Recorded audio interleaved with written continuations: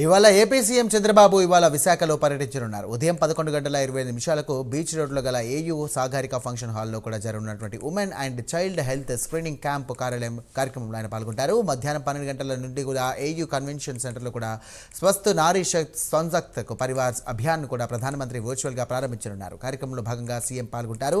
సాయంత్రం 3 గంటలకు కూడా రాడిసన్ బ్లూ హోటల్లో కూడా జరిగే గ్లోబల్ క్యాపబిలిటీ సెంటర్లో కూడా బిజినెస్ సమ్మిట్లో కూడా ఆయన పాల్గొంటారు. సాయంత్రం 5:20 తాడేపల్లికి బయలుదేరి ఆయన వెళ్తారు.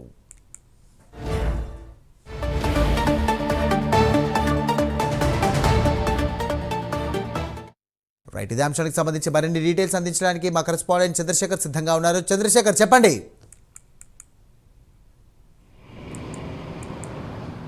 Good morning Sairam. ఒకరోజు పర్యటనలో భాగంగా నేడు విశాఖకి ఏపీ సీఎం చంద్రబాబు నాయుడు అయితే రానున్నారు. ఉదయం 10 గంటల ప్రాంతంలో ఉండవల్లి నుంచి ప్రత్యేక హెలికాప్టర్లో బయలుదేరినటువంటి ఆయన విజయవాడ చేరుకుంటారు. విజయవాడ నుంచి ప్రత్యేక విమానంలో విశాఖ విమానాశ్రయానికి చేరుకుని అక్కడి నుంచి రోడ్డు మార్గం ద్వారా ఆంధ్ర యూనివర్సిటీలో ఏర్పాటు చేసినటువంటి సాగరిక ఫంక్షన్ హాల్ ఏదైతే ఉందో ఆ ఫంక్షన్ హాల్ వద్ద ఏర్పాటు చేసినటువంటి మెడికల్ క్యాంపును కూడా ఆయన సందర్శిస్తారు. అనంతరం అక్కడి నుంచి ఏదైతే ఆంధ్ర యూనివర్సిటీకి సంబంధించినటువంటి కన్వెన్షన్ హాల్ ఏదైతే ఉందో కన్వెన్షన్ హాల్లో ఈరోజు ప్రధానమంత్రి దేశవ్యాప్తంగా మహిళల కోసం, చిన్నారుల కోసం ఏర్పాటు చేసినటువంటి ప్రత్యేక వైద్య శిబిరానికి సంబంధించినటువంటి స్వస్థ్ నారీ స్వస్థ పరివార్ అభియాన్ అనేటటువంటి ఆ కార్యక్రమం కూడా ఆయన పాల్గొంటారు. ముఖ్యంగా ప్రధానంగా చూసుకుంటే దేశవ్యాప్తంగా ఉన్నటువంటి మహిళలందరూ కూడా ఈ రోజు నుంచి కూడా దాదాపు వచ్చే నెల 2వ తేదీ వరకు కూడా ప్రత్యేక వైద్య శిబిరాలను అయితే ఏర్పాటు చేస్తున్నారు. వైద్య శిబిరాలకు సంబంధించినటువంటి కార్యక్రమంలో ఆయన అయితే పాల్గొంటారు. దీనికి ప్రధానమంత్రి నరేంద్ర మోడీ అయితే వర్చువల్గా కూడా ప్రారంభించేటటువంటి పరిస్థితి కనిపించింది. అనంతరం అక్కడి నుంచి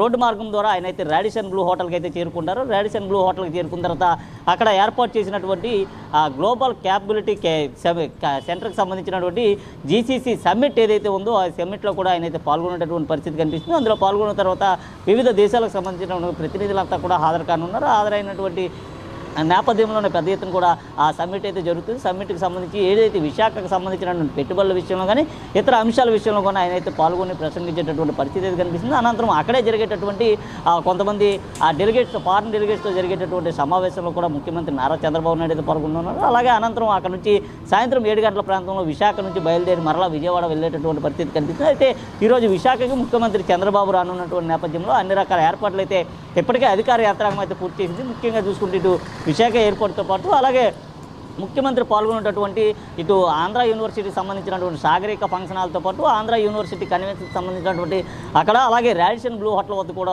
గట్టి భద్రతా బందోబస్తును కూడా ఏర్పాటు చేసిన పరిస్థితి కనిపిస్తుంది.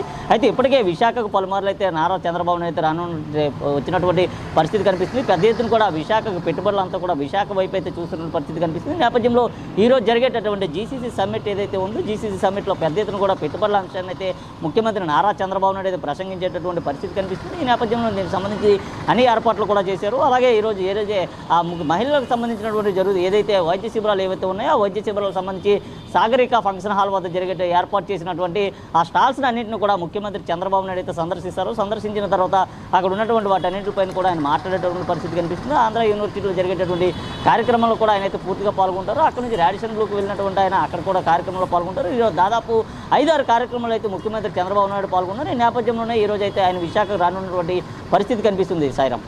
Right, thank you Chandrasekhar.